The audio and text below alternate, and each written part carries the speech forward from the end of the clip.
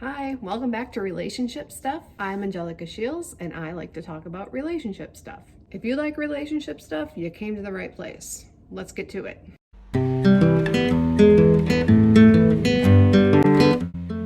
Today, we're going to be talking about narcissism. If I'm going to be completely honest, I've been getting kind of irritated lately. It seems like so many people, even professionals, are just throwing around the word narcissism. Someone lies, they're a narcissist. Someone argues with you, they're a narcissist. I'm going to clear some things up and explain what narcissism really is. The reality is the person that you're in a relationship with probably displays some narcissistic characteristics some of the time.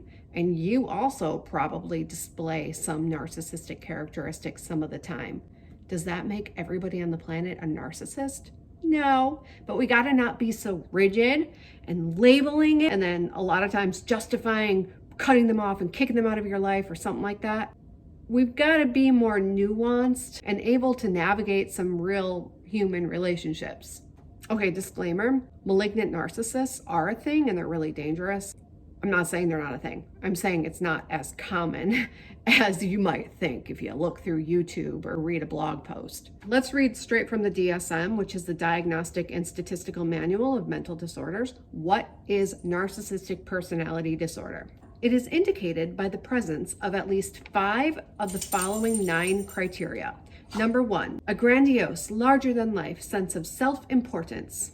Number 2, a preoccupation with fantasies of unlimited success, power, brilliance, beauty, or ideal love. When people ask me what school I went to, no diagnoses, I just keep that in the back of my mind. Okay, so those first 3 also overlap a lot with a manic episode of bipolar disorder. With bipolar 1, where people really detach from reality during their manic episodes, it's common for people to have delusions that they are all-powerful gifts to mankind. One common delusion is they're the second coming of Jesus. So right off the bat, those 3 criteria overlap with a really serious mental illness. So I always say, if that's what you're working with, you don't know if the person has a narcissistic personality disorder or if they need their bipolar treated with medication and therapies and systems in their lives. All right, moving on. Then we've got some interpersonal criteria. A need for excessive admiration from others. A sense of entitlement, interpersonally exploitative behavior, so they're users.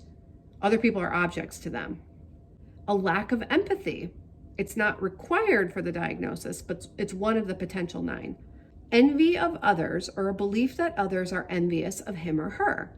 A demonstration of arrogant and haughty behaviors and attitudes. So to summarize, someone that might think they're really elite, someone that might be preoccupied with status, and somebody that feels entitled, potentially lacks empathy, and potentially uses other people. Just has to be 5 out of the 9. And like I said, I think a lot of people display narcissistic qualities from time to time, especially during times of stress, but that doesn't make them a narcissist. Here's another thing I've noticed. Very commonly, people who consider others to be narcissists display some of these qualities. For example, this belief that he or she is special and unique and can only be understood by people who are equally as high status. Sometimes people use being an empath as their currency for being special. A lack of empathy?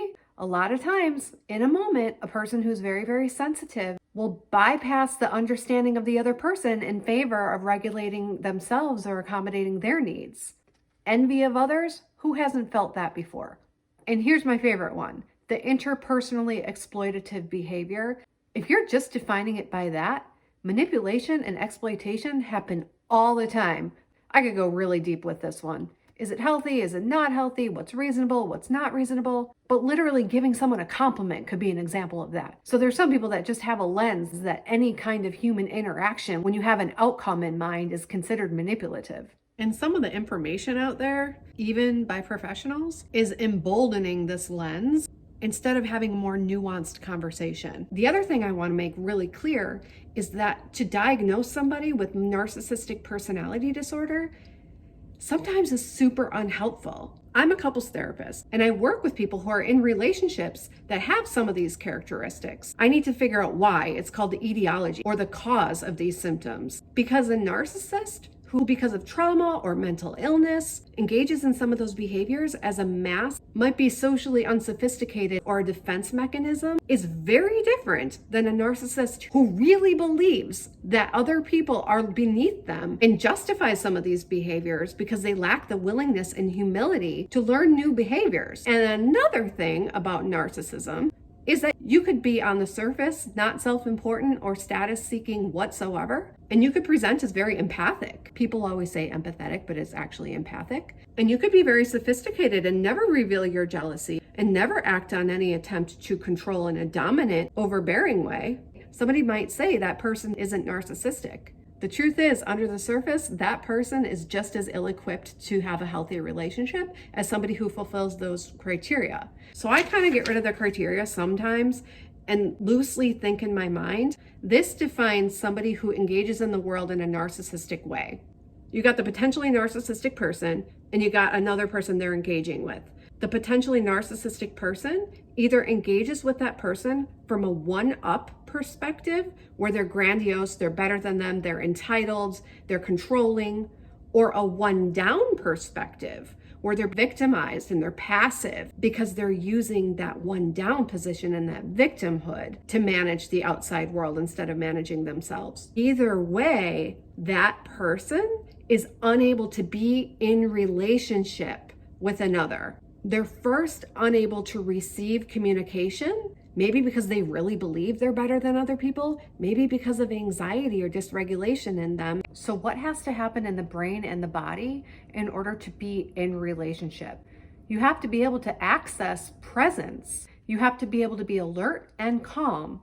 A lot of times people with trauma or just anxiety disorders have, over the course of time, trained themselves to be in the habit of reactively avoiding the present moment, especially if it has to do with something that might register danger, like another person. Maybe because of a neurological difference, like something like an executive functioning deficit, like ADHD, they can't lean into the other person's perspective and integrate it into their minds before they lob an interaction back to them. Or somebody, just because of their neurological composition, isn't tuned into the moment with the other person, or doesn't quite understand or hasn't practiced that dance of attuning to somebody else, having them lob it back to you, having you lob it back to them, and engaging in that way. There's a lot of people on the autism spectrum that operate that way, and they're not narcissists. That, to me, defines a real interpersonal issue a little more helpfully than the DSM criteria. Now, I actually accidentally, or for the sake of simplicity, I threw out the phrase working with a narcissist in one of my older videos because I was encouraging the viewer to practice some relationship habits like appreciation and benefit of the doubt in this radical way, even if the other person isn't doing it to you, and even if it's not deserved. I was encouraging people to just throw that good stuff into their relationship nevertheless. And then I said, and you'll know real quick what kind of person you're dealing with on the other end, whether that person is a narcissist or they just need to be regulated or get some healing from you before they can be in relationship with you. If you regulate the other person, if you throw in validation and benefit of the doubt and admiration profusely and in this over-the-top way, in a way that's completely undeserved, if the other person is one of those narcissistic people, you're going to regulate them, and then you're going to see if they really lack empathy and can't connect with you, if they really feel like they're better than you. I actually have a friend who acts kind of elite sometimes. She name drops and throws around, oh, I went to Penn and oh, that person. But I know her intimately, and I know as soon as I regulate her, as soon as I say, well, I went to the Illinois Institute of Professional Psychology and I'm doing just fine, she drops down her defenses, and then she can be in relationship with me. I am very close with somebody else who reactively lies all the time. It is freaking annoying, and it precludes us being in relationships sometimes. But I know that person well enough to know that she's not the narcissist that goes around thinking she's better than other people. She had raging untreated ADHD and anxiety in her childhood, and she went her whole life, a half a dozen decades, not being keyed into what's going on around her and practicing this reactive habit of feeling a little uncomfortable and then throwing something out there that just makes the discomfort go away without thinking, like a lie.